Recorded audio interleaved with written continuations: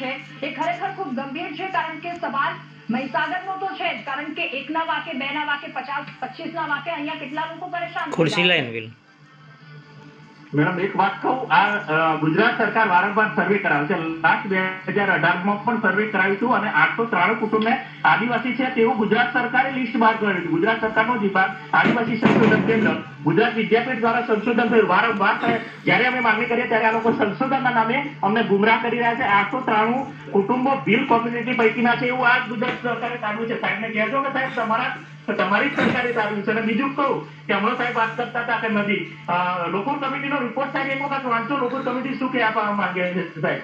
વચ્ચે નદી આવી ગઈ એનું અમારું શું ઘર? અને હું તો ગુજરાત સરકારને કહું છું કે તમે અમને ઓળખ ના આપી શકતા હોય તો બંધારણના આર્ટિકલ 3 મુજબ અમે રાજસ્થાન રાજ્યમાં જોડી દો. કારણ કે પૂરો ખાનપુર તાલુકો એક જમાનામાં 350 વર્ષ પહેલા રાજસ્થાનના ડુંગરપુરનો ભાગ હતો. તો અમને અમારી મૂળ જગ્યા સાથે જોડી દો.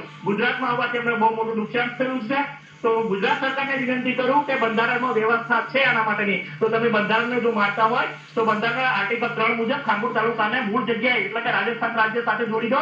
અમારે તમારી સાથે કોઈ પ્રોબ્લેમ નથી. વારંવાર તમે અમારા સર્વે કરો છો. 1865 ના પુરાવા આપે છે મેડમ. અને આ લોકો મારા દાદા વિશે આખા ગુજરાતને ભણાવે છે કે 1857 ના બળવો કર્યો છે ત્યારે આપણે અંગ્રેજો સામે લડત ચલાવી ત્યાં ત્યારે મારા દાદા આદિવાસી હતા. તો હું કોણ છું? તમે ગુજરાતના 8મા ધોરણના બાળકોને ખોટું શું કામ ભણાવી રહ્યા છો? હા, તમે ખોટું ભણાવો છો અથવા તો અમારી સાથે અન્યાય કરી રહ્યા છે. ચોખ્ખું છે. આ સિવાય અમે 100 પુરાવા સરકારને આપ્યા છે કે અમે ભીલ સમુદાય પૈકીના છીએ. 1865 થી લઈને 2010 સુધીના પુરાવા અમે આપ્યા છે. શું એ પુરાવા સાહેબને નથી દેખાતા? અને સાહેબને હું કહેવા માંગુ છું કે તમે તમારા ડિપાર્ટમેન્ટને પૂછો. અને બીજું કહું છું, કુબેરભાઈ ડિગ્રોટ સાહેબ જે શિક્ષણ મંત્રી છે, આદિજાતિ મંત્રી છે, બંને વિભાગ એમની પાસે છે ને બંને વિભાગને ટચ કરતો આ પ્રશ્ન છે.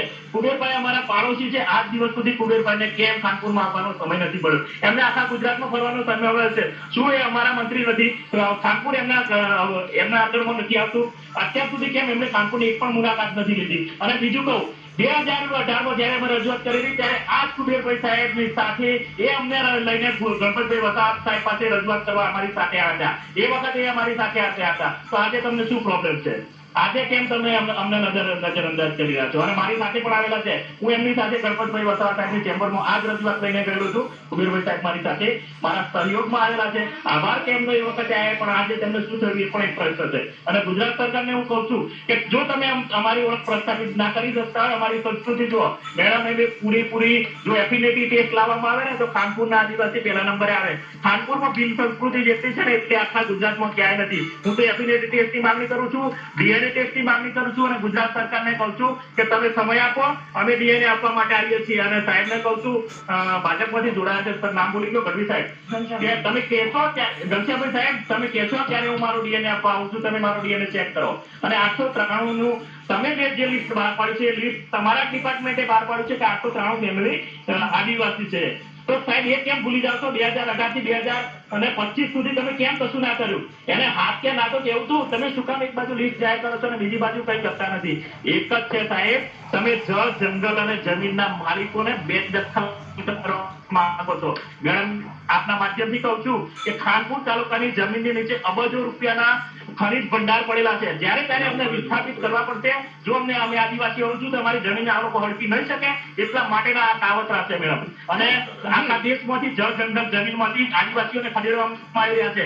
આજે મેડમ જોઈ લો, જાલોદના અમારા ભાઈઓની જમીન પડાઈ લઈને આ લોકો એરપોર્ટ બનાવવા માંગે છે. ભાઈ, જાલોદમાં તમે રોજગારી તો આપો. અમારા ભાઈઓ મજૂરી કરવા બસોમાં બેસીને આખા ગુજરાતમાં જાય છે. તમે રોજગારી નથી આપી શકતા ને એરપોર્ટ બનાવશો. કયા એરપોર્ટમાં કયો મારો ભાઈ તમારા પ્લેનમાં બેસીને દુબઈ જવાનું છે? તમે અમારી જમીનો હડપવા માંગો છો. દરેક જગ્યાએ તમે આદિવાસીઓને જમીનો હડપી રહ્યા છો. અને અમારી જમીન હડપવા માટે અમારી જમીનની જે અબજો કરોડો રૂપિયાનો ખનીજ ભંડાર પડેલા છે, એ ખનીજ ભંડારને જ્યારે ત્યારે હડપવું છે. એટલા માટે આ લોકો અમને ન્યાય નથી આપી રહ્યા. અને બીજું મેડમ, એક જ મિનિટ મને આપશો. રાજસ્થાનની વાત કરું, મારા મમ્મી રાજસ્થાનના છે. રાજસ્થાનમાં હતા ત્યારે આદિવાસી હતા, અહીંયા આવ્યા ત્યારે ઓપન થઈ ગયા. ચલો, અમારા ભાઈ ભીલોમાં તો સંસ્કૃતિ છે, મેરેજભાઈ કેપ્ચર, મારા પપ્પાએ કદાચ બધાની લગ્ન કર્યો છે, અમારી ભીલ કલ્ચર છે એટલા માટે.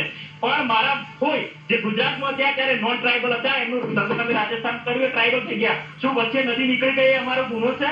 વચ્ચે નદી નીકળી ગઈ, તમે બોર્ડર પાસ બનાવી દીધી, એ અમારો ગુનો છે. અમે તો સદીઓથી આ જમીન પર રહીએ છીએ, અમારો કરોડો વર્ષોથી વસવાટ છે આ જગ્યા પર. તમારી લીટી નકશા પર લીટી ખેંચી લીધી એટલે તમે અમને અન્યાય કરી રહ્યા છો. અમને રાજસ્થાનમાં જોડી દો સાહેબ, અમને અમારી મૂળ જગ્યા આપી દો. બંધારણમાં પણ આની જોગવાઈ છે, બંધારણને અનુસરો તમે. ઠીક છે, મૂળ જગ્યા માંગ કરવામાં આવી રહી છે. જીવનભાઈ આપણી સાથે ફોન લાઈન પર જોડાયા છે. જીવનભાઈ, આપની શું રજૂઆત, શું કહેવું છે? જી નમસ્તે મેડમ. જી નમસ્તે. હા, હું એસટી સમાજના એક જાતિના દાખલા માટેની મારી પ્રશ્ન જણાવું છું આપને. હવે એમાં એસટી સમાજના દાખલા માટે સ્પેશિયલી સરકાર દ્વારા એવું આપણને કહેવામાં આવ્યું છે કે ભાઈ સોગંદનામું કરાવવું નહીં, બરોબર, જાતિનો દાખલો કઢાવવા જોઈએ ત્યારે આપણી પાસે